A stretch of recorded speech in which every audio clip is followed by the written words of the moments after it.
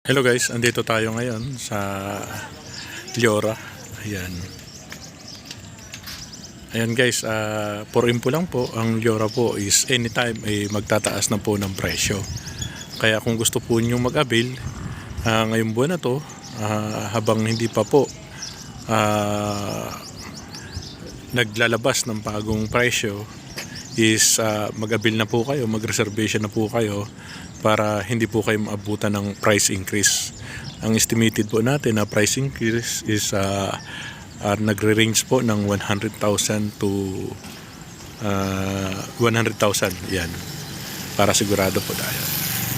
Ayan, ito po yung model house natin ng Liora. At ang presyo po natin ngayon is 2.54,600. Ayan, ito po ay may 50 square meter. Ang lot area at ang floor area is 44 square meter. Ayan, malapit lang po ito sa highway dito. Paglabas nyo po, meron na po kayong masasakyan papuntang PITX. Ayan, malapit po ito sa bayan ng Naik. Ayan, kung nasa bayan na ng Naik, ay ganun. Ang available po natin ngayon is nasa phase 1 tayo. Malapit po doon sa mga kapatid natin sa pananampalataya dyan. Napakalapit po natin sa kapilya. Ayan, may mga simbahan din po dito. Malapit sa palengke. Ayan, palengke po ng Naik. Ayan, Mercury Drugs Hospital, malapit po sa school. Ayan, marami po tayong college dito. Ayan, katunayan dito nag-aaral ang anak natin dito sa may Granby. Ayan, sa school malapit din po. Ayan, kung napapansin nyo po, ganito po kalaki yung daan dito. Ayan, ito po one way. Ito naman two way po siya. Ayan, dalawa. Ito ang pinaka-entrance, ito naman ang exit. At kung napapansin nyo, doon sa dulo, marami na pong nakatayo. Marami na pong nakatayong bahay. Ayan, ito naman po yung model house niya. At papasukin po natin ang turnover unit para sa ganun po magkaroon po kayo ng idea.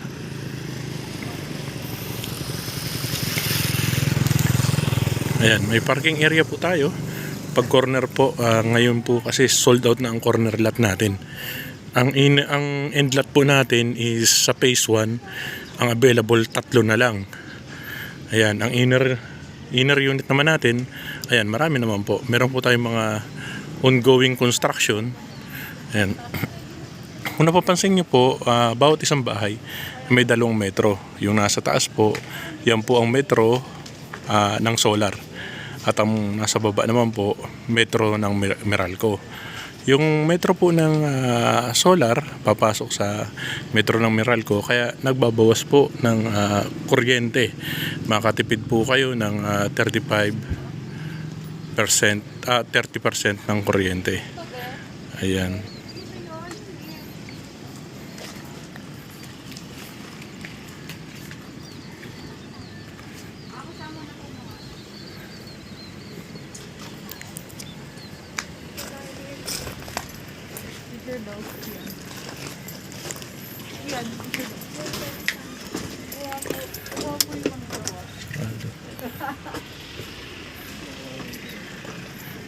Dito na lang tayo sa dress up unit.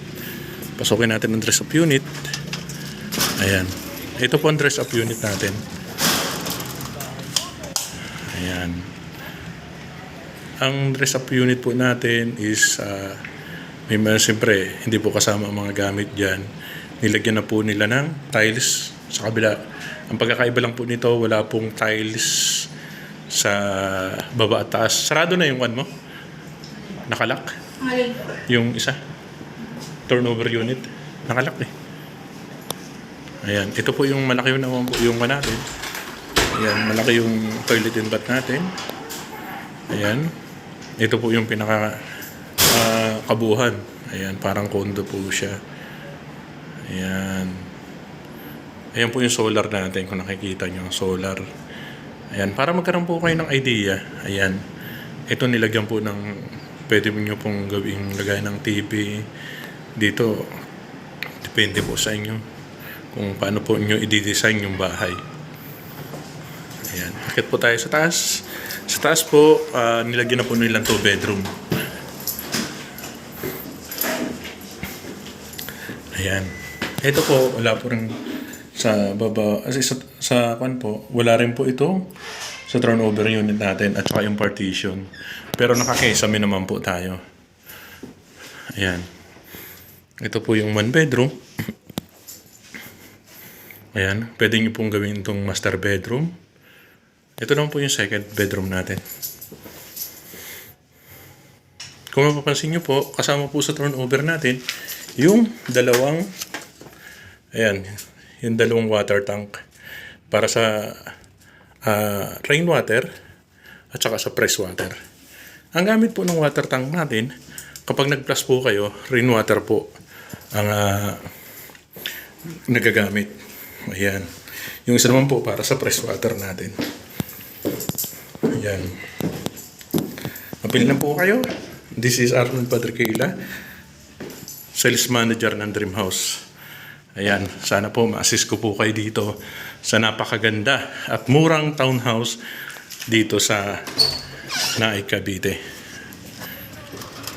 Ayan. Ito po yung parking area niya. Parking area po tayo na may sukat na 5 meters. Ayan. Yan ang parking area natin. Ayan, marami pong nagtitripping dito. Ayan. Inner lot po ito. Kaya hanggang dito lang po yung kanyo, yung property nyo. Ayan. Ito naman po yung Amora model. Ayan. Provision po ng 2 bedroom, 1 toilet and bath, at 1 car garage. Ayan. Developer po natin dito is My City Homes. Ayan, alam niyo naman pag may City Homes, sigurado nasa mabuting kamay ang bahay niyo. Okay po. Maraming salamat po at ingat po lagi. Thank you po.